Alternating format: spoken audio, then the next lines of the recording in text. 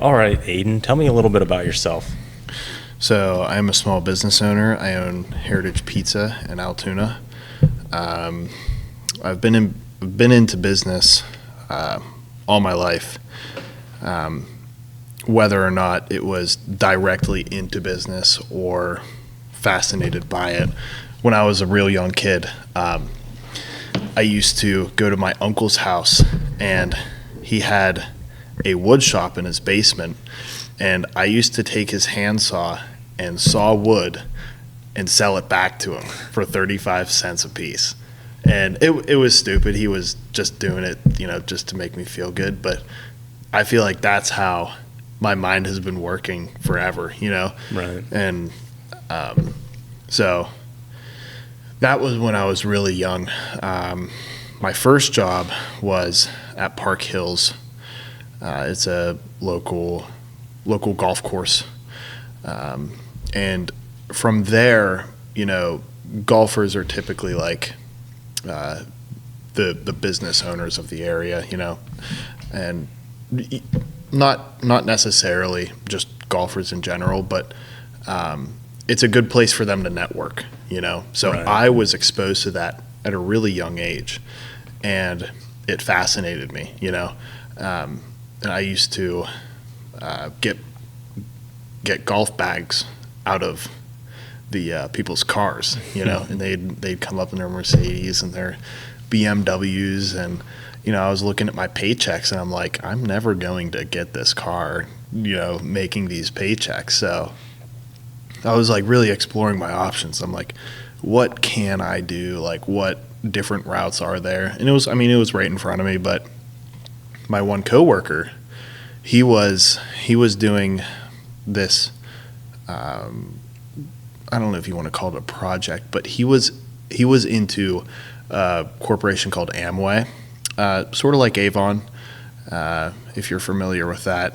And he went on a rant to me one day about how great business was, and he associated McDonald's and all of the major chains, and he really pounded in the concept of copying and pasting at a corporate level. Right. And just really expanded into it, and it really fascinated me. I started picking up on things, and this was when I was about 14, okay? And he always said, if you want to do Amway, you have to be at least 18 in order to do Amway. That was like one of their guidelines, I guess. And he was telling me a little bit about what he did. It was really interesting. I didn't find it to be something I would do long term, but it was a nice little side hustle. So I turned 18, and the week after I turned 18, I texted him back. He was like, I thought you would have never remembered about me. And from there, I got signed up with Amway. Didn't think it wasn't for me. Just the whole, like, I'm an awful salesperson, Yeah. and having to sell products as your entire business, face to face, kind of creeped me out.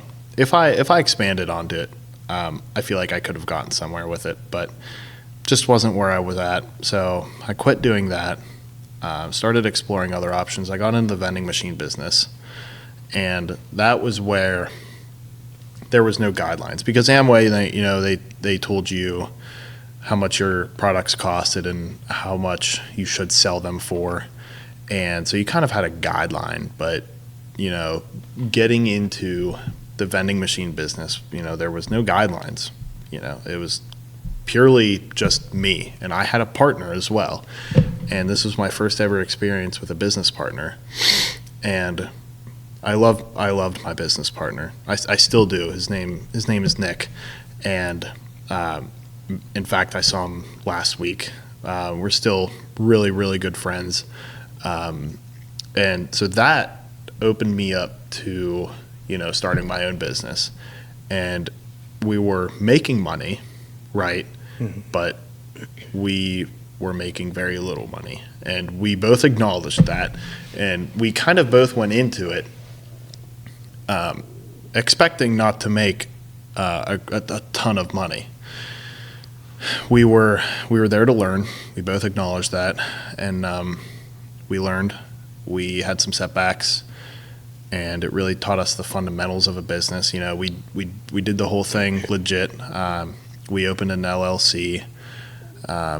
We filed our quarterly sales. So we did the whole thing legit. We filed for an LLC. We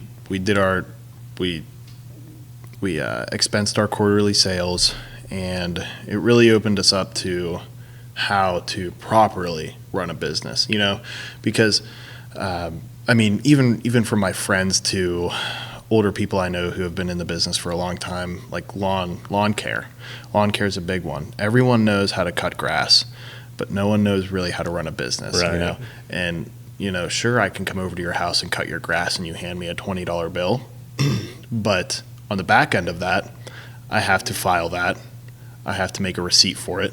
And I have to tell the state, the city and the state how much I made. You know, so I can pay them their cut, even though it hurts. You know, that's how you do it. But so there's really a differential in processes.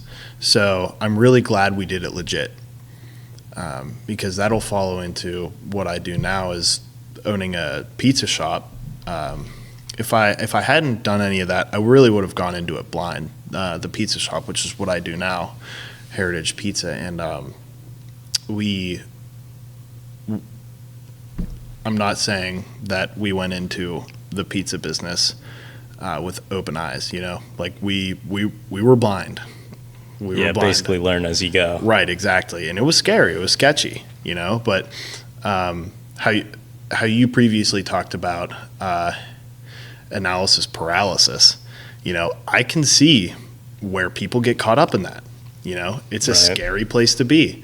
You know, there was times, because we renovated for about 8 months, and there was times where I walked into that shop and it was all in shambles. You know, the ceiling was taken out. I mean, we took it out, but we were renovating, and there was just clutter everywhere, and it was so overwhelming. You stand there and you're like, where do I even start? You know, and you know, it's from the beginning to the end. It's, you have to have your ducks in order, you know. Right.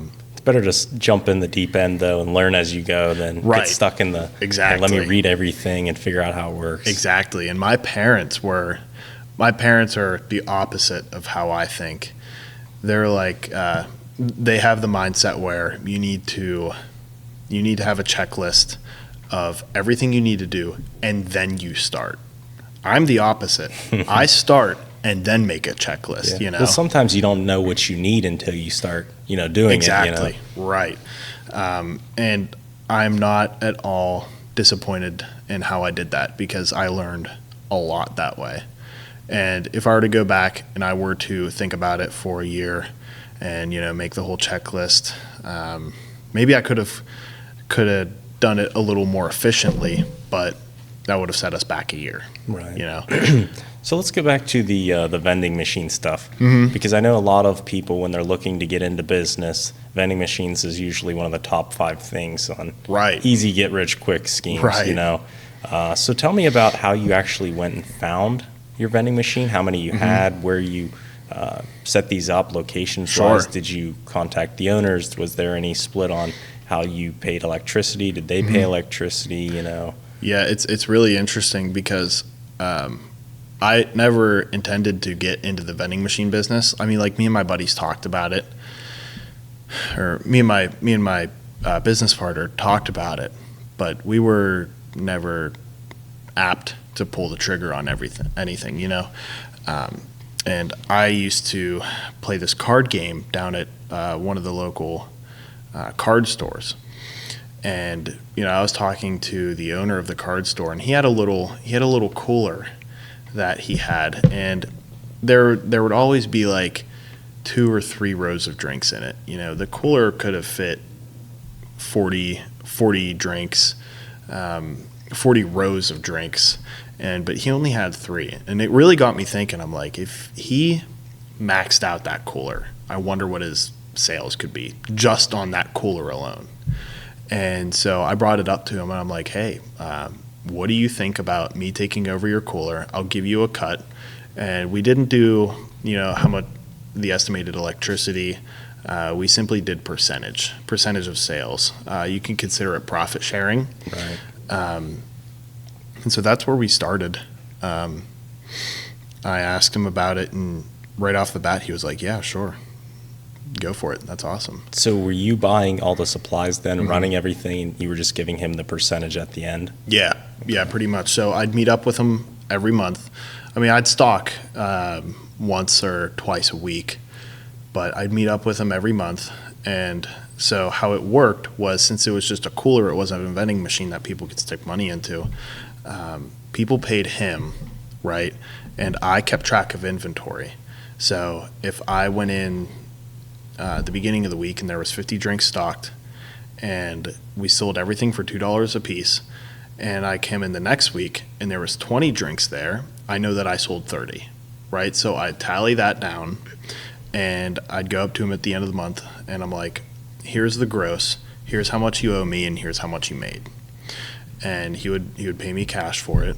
And it was really the first time that I was making my own money, and I wasn't receiving a check from, a big corporation, or I wasn't being handed tips. Like, this was money that I earned, and it was really fascinating to me because I never really understood how people just did that.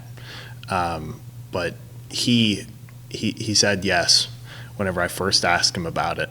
And the same day I went to Sam's Club and I bought cans and cans of soda. And I came back and he was like, I don't really want cans.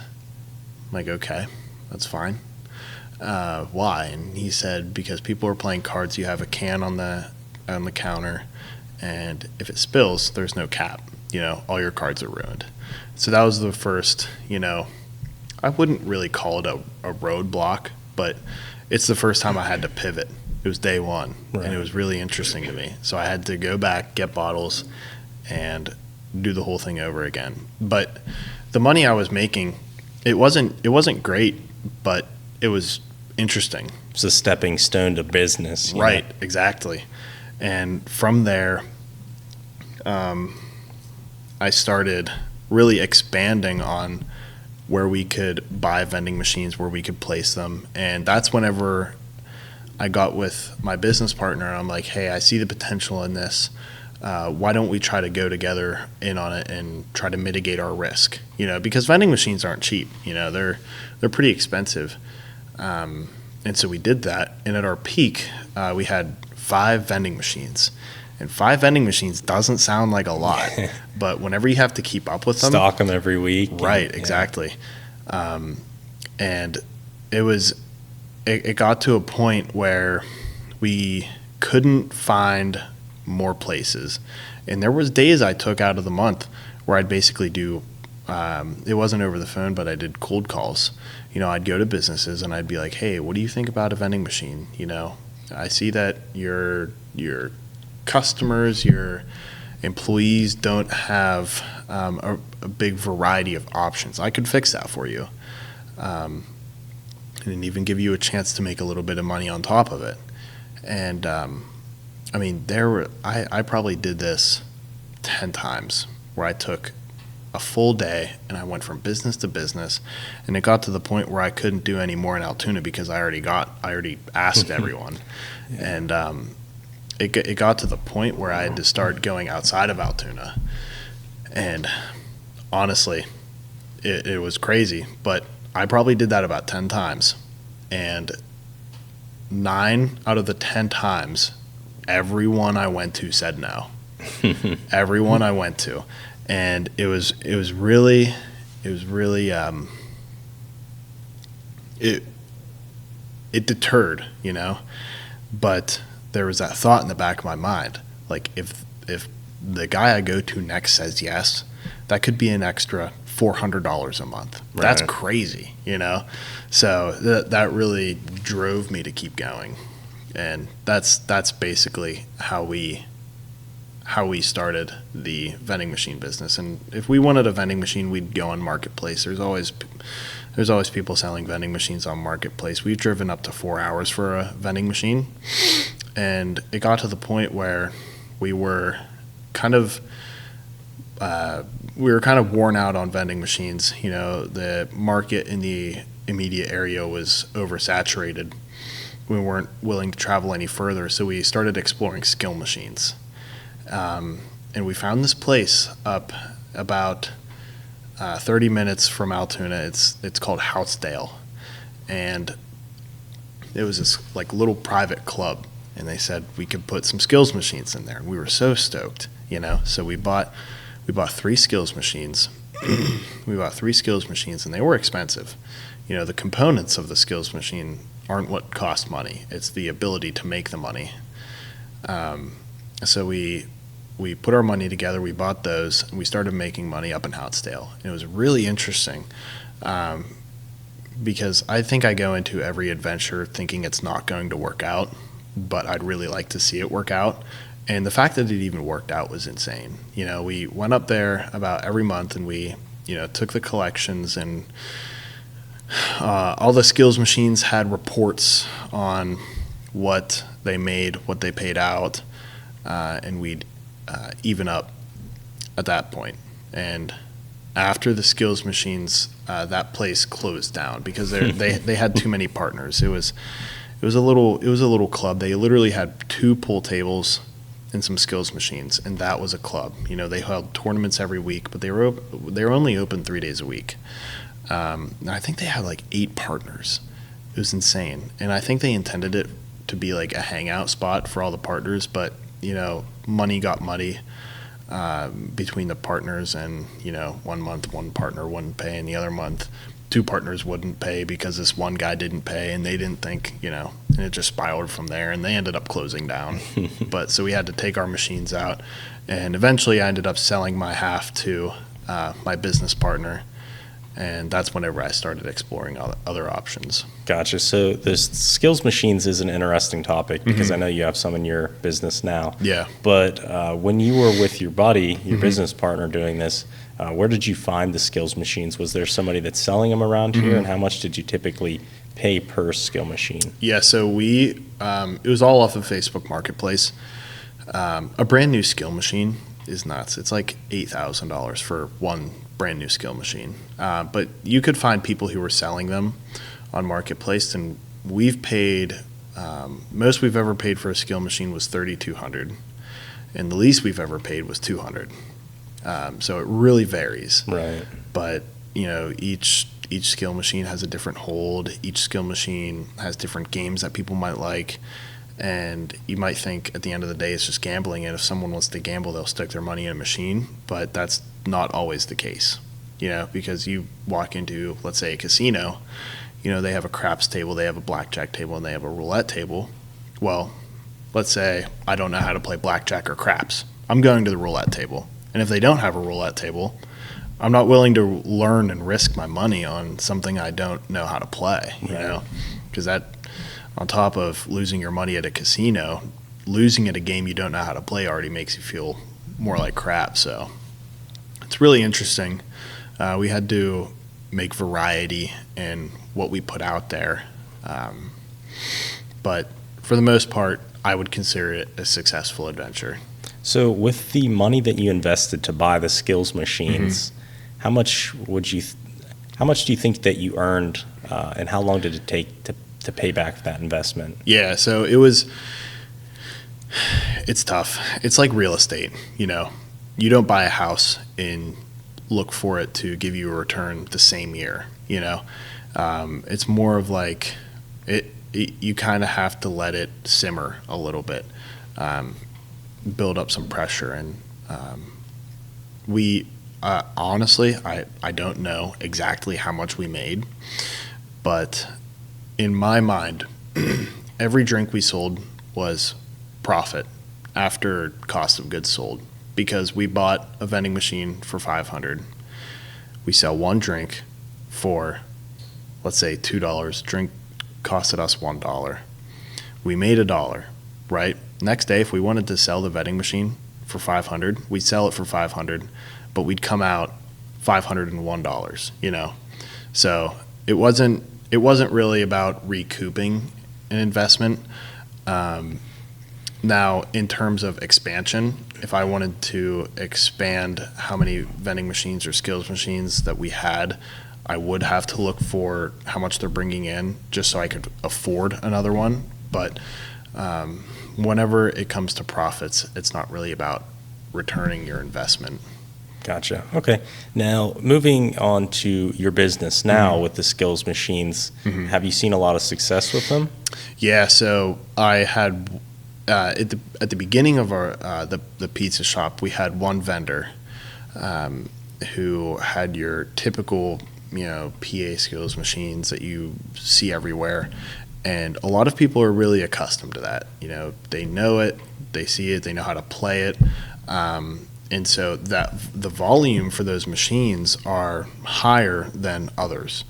Now, my buddy from a while ago, I caught wind that he was starting a skills machine business of his own, acting as a vendor. And he came to me and he was like, hey, here's your percentages. This is how much you could make. This is how much you're making now.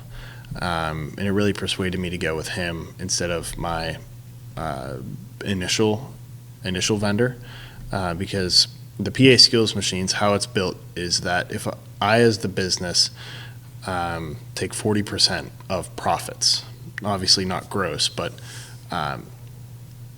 so the percentages were 40%, 40%, 20%. So 40% was my cut. The other 40% was my vendor's cut, and the 20% went to the actual makers of the skills machine themselves. Okay. So they're making out. Oh yeah, they're making out like bandits. And so the skills machines I have now, which are different, the percentages are 60%, 40%. I take 60%, and my vendor takes 40%. So even though there's not as much volume, there's still volume, but there's not as much. The percentage makes up for it. Okay. So I know we've talked about it in the past, but what kind of clientele is this bringing into your establishment? Right. It's really, I'm really torn about it because, you know, I don't mind the thought of skills machines, but at the same time, they can bring an unwanted crowd. You know, let's say I have one person who comes off the street and they might look a little ratty. They put a $20 bill in the skill machine and they play 25-cent bets, and they'll be there for half an hour, 45 minutes. And, you know, they might give off a bad vibe, or, you know, they might smell like we've had that before. And the people who are there to eat our food, which is what we're there for, might not like that, right. You know, so it's really taking the good with the bad. But in our establishment, we also have a pool table. And one of the most common things associated with pool is gambling. So on league nights, we have league nights Wednesday, Thursday, Friday, and the pool players on those league nights love them. You know, they can't get enough of them. So I've always said if I didn't have the pool table, I wouldn't have the skills machines, because the skills machines, they bring in a good amount of money, but they're not paying the bills. Right. You know, pizza's paying the bills. So they're nice to have, but not a necessity. And a lot of local business owners, like you'll see skills machines in everywhere you go because it's easy money. You know, some, like in our case, someone might walk in for a slice of pizza. While they're waiting for their slice, they might stick $5 into the skill machine, or $10. You know, that's $5 or $10 that we couldn't have had without them. So it's just a little extra way of making money. But I don't know. I don't really like the thought of skills machines, but that's emotional, you know. Yeah, it seems like they're taking over everywhere. Anywhere you look, you know, there's a skills machine right. there. Laundromats, you know. Right, yeah. And it gets annoying. It really gets annoying. Like I walk into a pharmacy and I see a skills machine. It's like, who's waiting for their prescription playing a skills machine? It's like, I don't know. Got to kill time somehow. Yeah, some people, I guess, but that's just where we're at. Right. Whether or not it's long term, I don't really know. But for the time being, they're not causing too many problems. And we keep a pretty strict crowd. We present ourselves more higher end than other pizza shops, and we make sure to have people acknowledge that. So, if someone's coming in, playing the skills machine, being loud, being vulgar, we make sure to tell them, like, hey, you gotta curb it a little bit. Right. So let's move on to your business, Heritage Pizza. So how did you come with the idea of, hey, I want to start a pizza shop? Because there's tons of pizza shops around here. What did you do to make sure that your pizza shop was successful? Sure. So taking it back a little bit, we renovated for about 6 to 8 months, and it was about a week before we opened. And I've been playing with pizza for a little bit beforehand, but I really didn't know the ins and outs of pizza, because it's a lot of finesse. It's a lot of finesse, and it's a lot of art that goes into a pizza.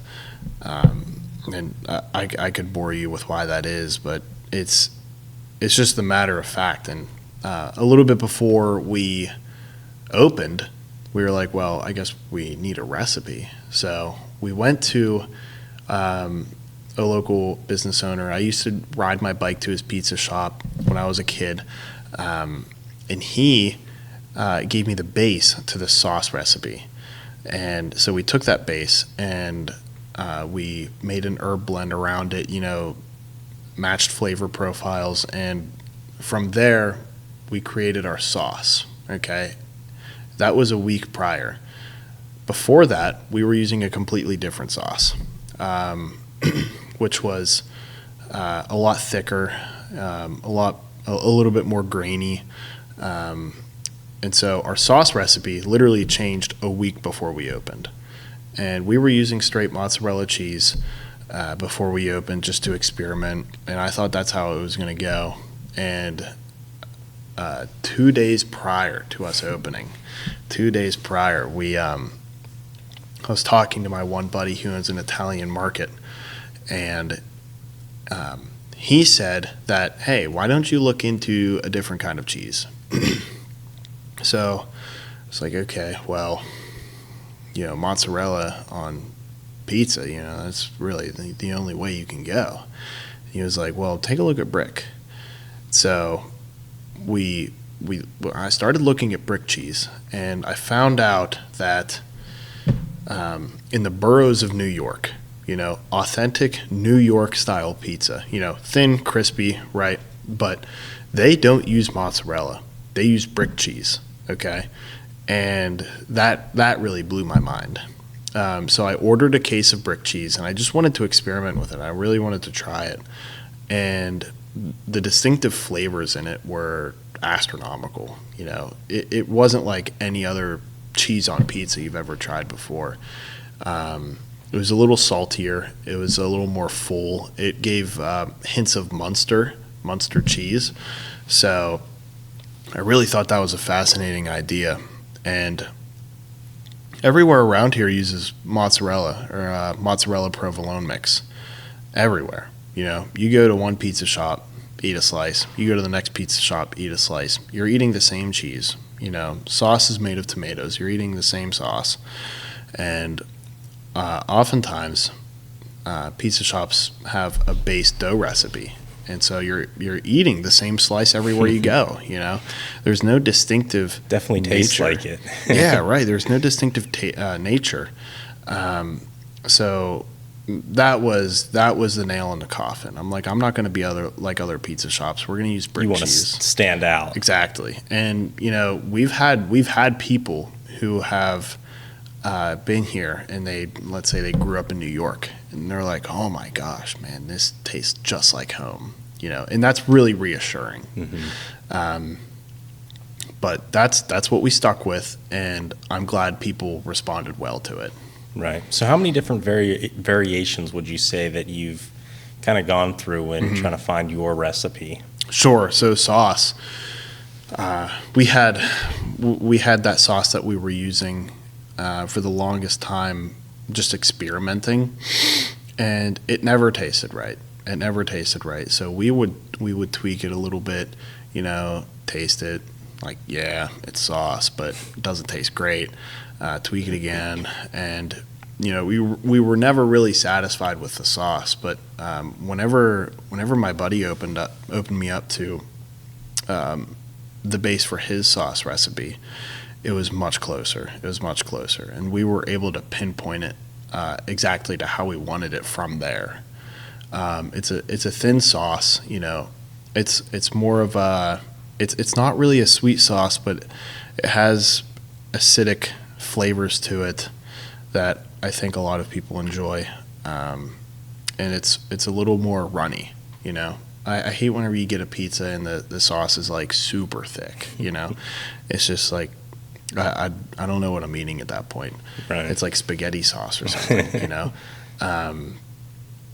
But I would say, if I were to guess, we've altered the sauce recipe, I'd say like 15 to 20 times before we landed on the base recipe that my buddy gave us. So that's how we opened up to what we have now. Gotcha. So you recently changed pepperonis too. Mm-hmm. Have you had much success from that? Because I know you told me, hey, we want to stand out. We want people to know that when they see cup pepperonis, it's our pizza. Right. Exactly. Yeah. So I see a lot of places around here. They use the flat pepperonis. They're a little bigger. I'd say they're about the size of a $50. And everywhere you go, the pepperoni's the same, and it's just nailed into the fact that we didn't want to be like everybody else. So I got with my food vendor. I'm like, hey, I'm really trying to explore options here. What do you think? And he's the one who opened me up to char and cup. And so that's the pepperonis that are tinier. I'd say they're a little bigger than a quarter. And whenever you put them in the oven, they'll cup like a bowl, and they'll char on the edges. And the grease sets right in the middle of it. And it's just an explosion of flavor. You can't beat it. It's super distinctive. And I haven't seen any local pizza shops around here do that. Right. I've seen chains do it. Like, I think... what is it? I think it's Little Caesars. There used to be a Bocelli's that did it. They were out by Altoona First Bank, Mansion Park out that way. Okay, yeah. And theirs was great cup pepperonis, crispy, and then they went out of business. And nobody did it. Yeah, and it's like if you were to take one slice of pepperoni pizza from everywhere around here and line them up, I couldn't tell you whose is whose. They all look the same, and they all taste a little different, but for the most part, they all taste the same. But if you add our pizza into that, it's covered with these tiny char and cut pepperonis, and you can look at it and be like, that's heritage, and that's what we wanted to do. Right. We wanted to be presented at a party. Someone brings a pie to a party, and even though we have our logo on the box, I want to be able to open up the pie and everyone look at that pie and be like, that's heritage. That's the only pizza place that has those pepperonis, you know? So it's almost subliminal. Yeah. So let's talk about costs. Mm-hmm. So in the food industry, usually the food items themselves are the higher costs. Mm-hmm. How are you mitigating some of that? How are you finding better prices? How did you find a food vendor? Right. So our dough, there's nothing really you can do about that except buy in bulk. But our cheese, a lot of pizza places cut their cheese. With different styles of cheeses to either A, improve the taste, or B, to cut costs. And oftentimes it's to cut costs. And you can get into the baking side of it, like the reason people use provolone is so that provolone is an easier cheese to burn. So if you mix it with provolone, you'll have your finished pizza, and it'll have tiny areas on the pizza that are darker brown, presenting that the pizza is done. Right. But if you were to use straight mozzarella, mozzarella has a very high hydration level to it, so it's harder to burn. So whenever a pizza covered with mozzarella cheese is done, it's very white, and a lot of people, it's not visually appeasing to them. Mm-hmm. But our brick cheese, it's the perfect balance. And we were getting our cheese through the Italian meat market. They would just tack it onto our order, and over time, our orders became big enough to where we could place our own, and that's how we cut costs there. Same brand, same style, but other than that, we don't cut our cheese to cut costs. And the pepperonis actually, the char and cut costed more than the pepperonis we were using previously. But I was willing to sacrifice that purely for branding and marketing purposes, right, and obviously taste. Build something that everybody likes and knows, exactly, and then you can up the price at a later point. Right, yeah, like the pepperonis we were getting before were somewhere in the area of like $3 a pound, and the pepperonis we're getting now is $5.10 a pound.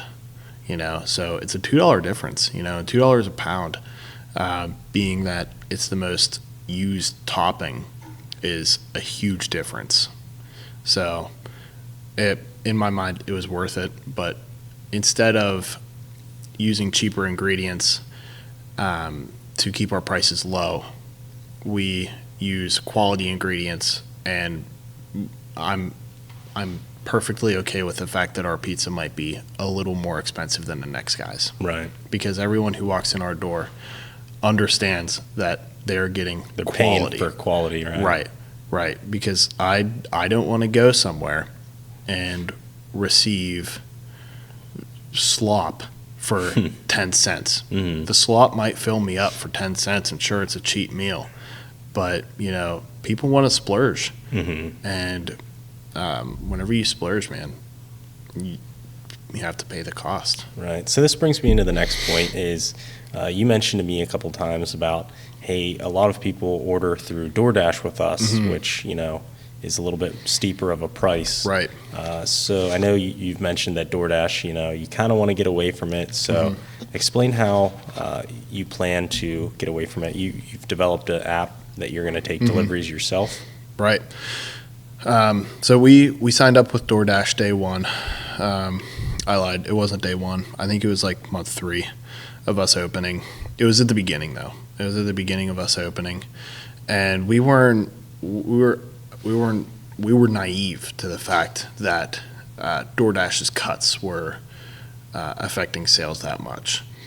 So DoorDash, Grubhub, Uber Eats, they all have packages, right? So the higher commission rate that you choose, the more marketing and the more publicity you get to explore. So it ranges from 15% to 20% to 30%. So 15% basically means that you're just on DoorDash. You're an option on DoorDash. And you have no marketing through DoorDash, and they do market for you, and they market very well just because of their platform. But we opted for the 30%, and DoorDash is the only one that you can choose your commission rate. And what commission rate means is that if our commission rate is at 30%, we sell, let's say, we sell a $10 item. DoorDash, before we get paid, takes $3 right off the top, 30% of our gross pay. Okay? And that's huge. Yeah. That is insanely huge. And so for the longest time, our DoorDash prices mirrored our in-store prices. So people didn't have a reason to come in to us personally and buy our pizza. They could just order it on DoorDash and tip the driver, you know. And at one point, DoorDash, Grubhub, and Uber Eats were 70% of our sales. And that 70% of our sales taking 30% right off the top hurt us a lot. And we got into a financial rut. And through that, we figured out that DoorDash was taking more than we felt comfortable with, because our food costs at one point were sitting at around 44%, 43%, where they should be anywhere from 20 to 30%. Okay. So they were astronomically high. We were like, why are they so high? And we did a cost analysis on all of our food items, and they all smacked that mark. You know, some were 15%, some were 30%, and there was no reason for us to have 44%. So if we sold just our one food item that had a 30% cost of goods sold, you know, we would have 14% in waste. And I knew very well that we did not have 14% in waste. Right. And then it occurred to me that DoorDash was the ones taking that 14%. So we raised our prices on DoorDash, Grubhub, Uber Eats 25%. And the next month our volume was slower, but we were profiting way more. Our margins were increased exponentially. So you're basically accounting for the 30% that they were taking. That's how you were exactly making them. Okay. And our first year of sales, DoorDash took about 18 grand. Wow. Yeah, that could have been 18 grand in profit. In your pocket. That is more than half of what I personally made year one. Yeah, that's crazy. That hurt. That hurt to look at those numbers. So we raised the prices about 3 months ago. Raised the prices. We introduced a new app that we pay. It's a subscription base, so you pay by the year. It's about $1,000 a year, and there's no commission fees at all whatsoever. And the company's called Chow Now, and it's super great. It's awesome. Super easy to use, and Chow Now actually made us an app free of cost. That was a part of their subscription. And, you know, every time someone opens their phone and Heritage Pizza's right there, that's marketing in itself. Right. You know, if you download the app. So not only do orders through the app do us well, the marketing does us well as in the same aspect. So have you seen like a lot of downloads from the app? Yeah. You're getting a lot of orders through it then? Yeah, so it's kind of hard to track because the information that's given to us isn't as blunt as they could be, and that's through Apple. That's the Apple Developer Program. If you've ever made an app, you've had to deal with the Apple developer. So I wish their analytics would be a little more precise, but the number is growing of how many downloads we receive and how many orders we receive through the app. So we are seeing an increased volume through the app and Chow Now. And Chow Now runs the app, so anytime we get an order through the app or on our website, it's all funneled through Chow Now. So our Chow Now sales are increasing, which is great to see. Right. All right. Well, I think that's all the questions I had. Was there anything else that you wanted to talk about? I think that's it. Cool deal. I think that's it.